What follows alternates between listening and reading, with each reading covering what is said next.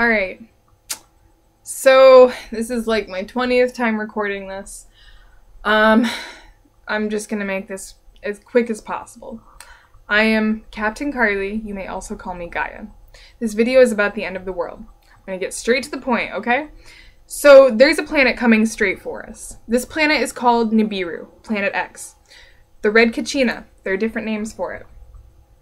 And this planet looks like a star. It has the atmosphere of a star, but on the planetary basis, it is a planet. It's a planet.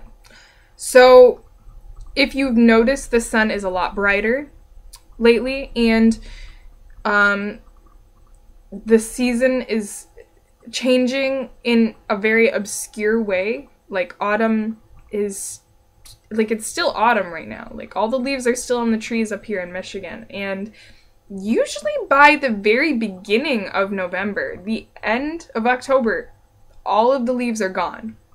And some people are saying this is global warming. I'd say it's a couple of, excuse me, a couple of different things. Oh my gosh, I am burping up the wazoo.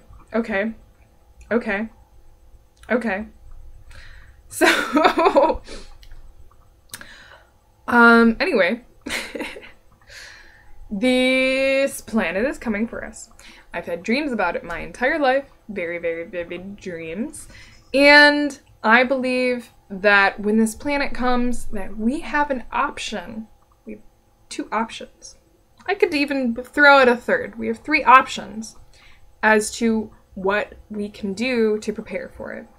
Now, if you know about the law of attraction or karma or whatnot, you're already familiar with the concept that whatever you put out into the universe, you will be getting back. Whatever you focus on is what you most likely will get. Whether it's something you want or something you don't want, something you need or something you don't need. So, what can we do to prepare for the end of the world? First of all, roll up your sleeves so you look like a cool hipster. Alright? It's the first step. Realistically. Do I look cool yet? This one's a little uneven. Alright, after you have your sleeves rolled up. Okay. Think about the different documentaries, or movies, more like, the movies that we have about the end of the world, about the apocalypse. And a lot of these movies are disaster-based, fear-based, frightening. So, what we're being told is that the end of the world is going to be an awful thing, and everybody will perish. It doesn't have to be like that, actually. The end of the world can be a lot better than we ever thought of. So, what can we do? What can we do to make the end of the world awesome? Well, like I said, we have three options. So first, we can think of the end of the world as a very destructive thing. We can think of the end of the world as literally everybody will die, the planet will die, everything's gonna die. When this planet comes, it will collide with us, everything will perish. And that's it. Reset button. That's one option. Alright, option two. The planet comes very close. It disrupts our electric field, our magnetic field, more like. Electrical grids, everything goes haywire. Hell on earth. A lot of people perish. A lot of people perish. Very few survive. Third scenario. This is a less fearful one. This scenario, in this scenario, people focus on, instead of, oh my god, the end of the world, we're all dying, people focus on rather the better possibility that can actually happen when the star comes by. Is that, oh, maybe the star won't actually come that close to the planet, and maybe it'll only come close enough to just, I don't know, for us to see it and feel it. Hopefully. So, how can we manifest? How can we get this third possibility? How? Well, by just merely focusing on that possibility. Because there are three possibilities.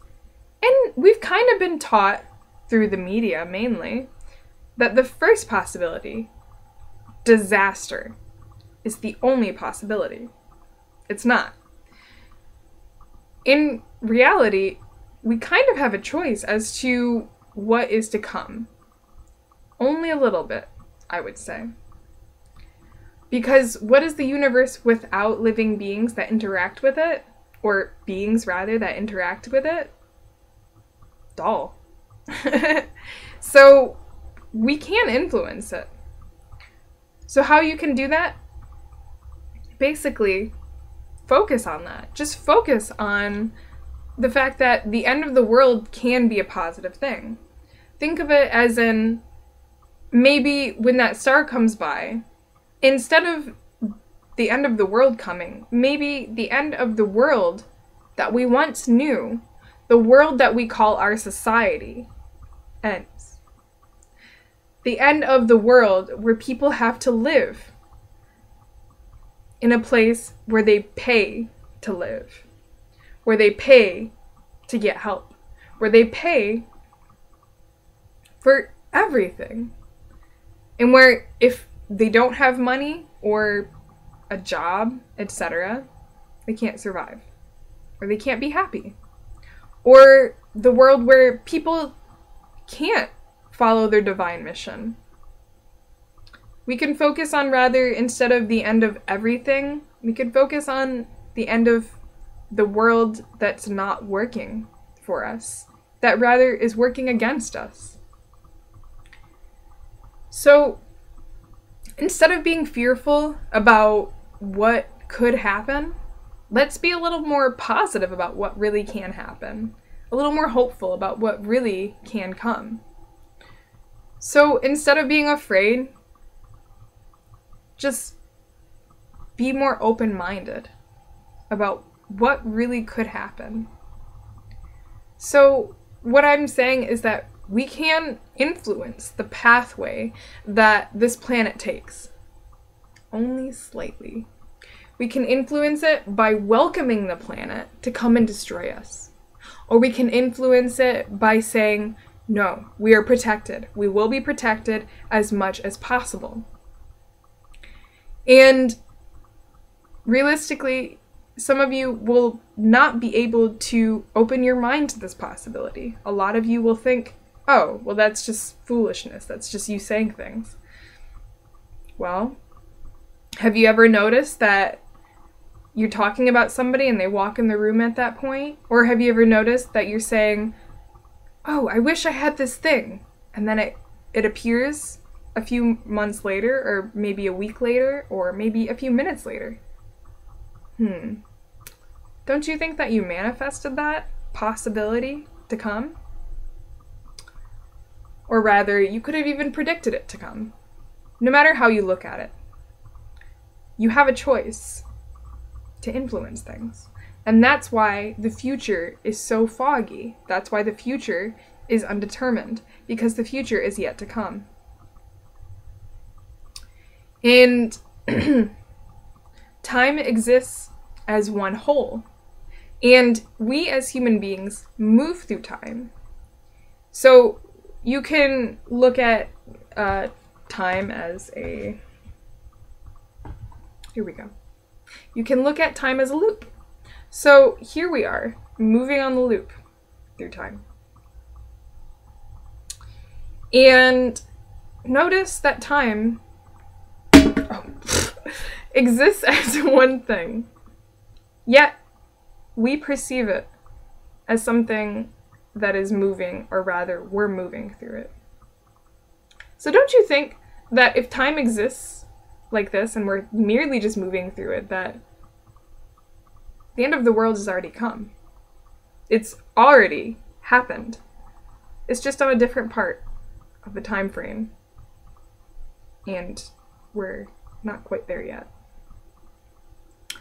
But time is not necessarily this simple. It's a little more complex than that. Have you ever looked at a rose or a lotus flower and noticed that there's several petals? Time is kind of like that.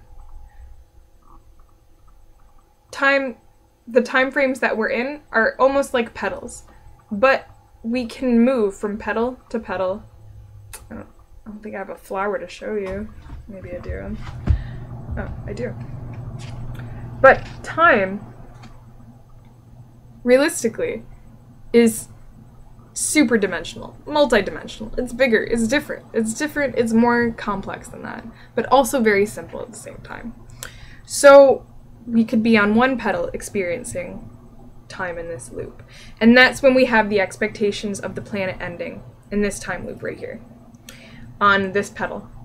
But we can shift to another petal on the flower, another time loop right here, and in this petal, this time loop, we experience the end of the world in a different way. We experience it in a positive way, where when it comes, instead of everybody perishing, everybody sees their creator and faces themselves and sees their divine mission. And then people have the option to accept their divine mission, so that instead of the end of the world, we experience the end of the world that was not working. That's one possibility. On the petal of time and possibilities. Okay, just a little bit of spirit science for you. Alright, so that's about all I have for this video. And I don't know if I mentioned it, but I'm wearing the same shirt that I wore when I made the Mandela Effect video. This wasn't planned, it was just comfy, so I just thought it was kind of funny that I'm wearing the same shirt and I'm making a very similar concept type of video. So anyway, I hope you enjoyed this, and I hope that this has changed your perspective on or at least influence your perspective in a more positive way, so that you could see that the end of the world doesn't have to be a bad thing. And if you like this video, please do comment, share your perspectives on it, and you can also make a reply video. And a couple of people have asked me if they could use my previous videos about the Mandela Effect for their use, and yes, you may use my videos that for your purposes, for whatever purpose. You can use my video for anything. Just be responsible, alright? Just look at, when you look in the description of each video, look at how it is licensed, because I have most of my videos that I at least own all of the content for as Creative Commons. And when it's Creative Commons, that means you have permission already to use my content without asking, okay? But if it has something else like standard license, then that means you have to be more cautious about that, and yes, you probably will need to ask me.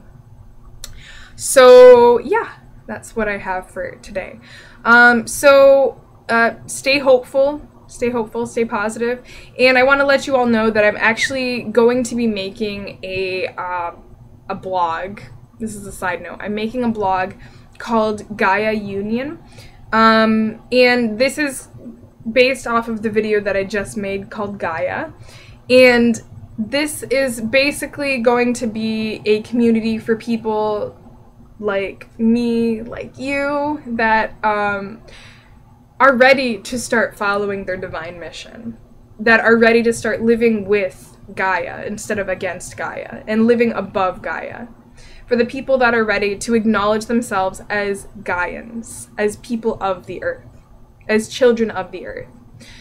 That will be up and running pretty soon, but until then, check in on my other blogs that I have. I'm working very diligently on the Traveling White Pigeon Indigenous Revival Project blog, and you can check that out. It's TWP Indigenous Revival Project.blogspot.com. In the future, hopefully there will be a real domain. But until then, right now, I am making a lot of updates on the Ojibwa Anishinaabe culture in North America, and pretty soon I'll be putting up more things about cultures like the Ainu and the Basque. And if you have not heard of these cultures, well, you're in for a treat, because these are indigenous peoples that have been taking care of the earth until the civilized people have come in different parts of the planet. And I think the Basque people, there's a different story on those people. That's what makes them so interesting. So anyway, I have another blog. I'll also throw that out. Earthspiration, as in inspiration, but with earth. Earthspiration.blogspot.com. Check that out. I have put up a petition up there for people that live in the Ann Arbor community. But hopefully I can get more expansive things on there. Anyway, alright, that's it for talking about my blogs and whatnot. Oh, one last thing. I've joined the Patreon community. So if you support basically the stuff that I'm doing, I honestly just quit my job like the other day. I had this weird feeling on like November 1st, the last day that I was at work. I had a weird feeling about that day. It just felt weird. I don't know. I just felt something energetically in the grid that was pushing me out of there. In a positive way. And I went on a field trip a few days later, and I found out about how some boarding schools were created on November 1st, and to indoctrinate, to assimilate Native American children into white culture. And basically, I quit my job right after that, because I was like, I'm done supporting these retail slavery system right now. I'll find a better job, I guess, if I really need it. But honestly, I was born on planet Earth. I already have everything I need under my feet. I'll figure it out. I'll be fine. So anyway, I made a Patreon account so that I could start doing this for a living, because I'm very passionate. I feel very passionate about honestly making positive changes in the world. Very, very passionate about it. Honestly, I'm more passionate about this than I am passionate about my college work right now, or about obviously my job that I had working in retail. I'm 10 times more passionate about this. So if you support me, then I will begin to support you even more with the things that I intend to do. And if you look on my Patreon, I have different goals set. So I have, in the long term, I want to be able to start actually making really huge changes. But on the small scale, I just need to be able to survive on a daily basis. So, yeah, check it out. I'll have information on my Patreon account. I believe it's patreon.com/CaptainCarly. Otherwise, I will put the link up here, somewhere around here, for you to click on. Okay. I think I'm done now. So, thank you for tuning in, and be sure to tune in for more videos. I'll be posting up a couple more things pretty soon. I made a little ASMR for you, so I'll be putting that up soon. Alright, thank you. Please share this with your friends, family, if you feel like it could be beneficial for them. And yeah, have a superb day. And yeah, don't worry. Don't let the fears get to you, alright? So stay hopeful, stay positive. You were put on this planet for a reason. You were born here for a reason as the person that you are. You were born with the abilities that you have for a reason. You were born with the passions that you have for a reason. You were born thinking the things that you think persistently for a reason. And you are supported, you are loved, you will be receiving divine help all of the time. So do not worry, okay? Stay positive, stay hopeful, and yeah, just keep your intentions high. All right? So thank you. Bye-bye. Or, you know, yeah, bye and stuff.